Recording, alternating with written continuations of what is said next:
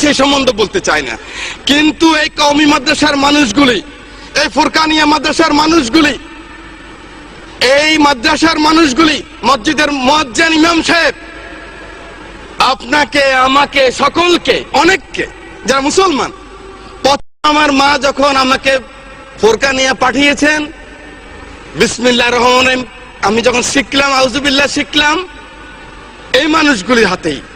এই মানুষগুলি আমাকে শিখেছে মৃত্যুর পরে মান রব্বুকা মান হাযা, মান রব্বুকা মান দীনুকা মান হাযাল্লাযী ফিহি।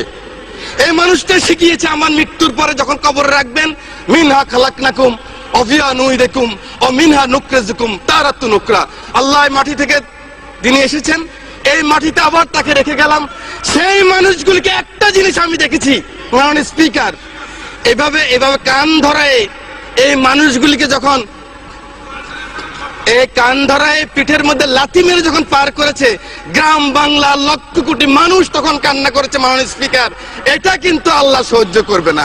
আপনি নাস্তিক হন, আমার কোনো আপত্তি নাই, আপনি ইসলাম ধর্ম না মানেন, আপনার আমার কোনো আপত্তি নাই। আপত্তি আমার এক জায়গায়, আমার নিজের আশরাফুদ্দিন নিজামের আপত্তি এক জায়গায়। আমার কোরআন নিয়ে কথা বললে, আমার রাসূল নিয়ে কথা বললে, I am the last person. আমাকে জেলে নিবেন না কোথায় নিবেন আমার কোনো যায় আসে না, আমি কিন্তু প্রতিবাদ করবই করবো। মাননীয় স্পিকার,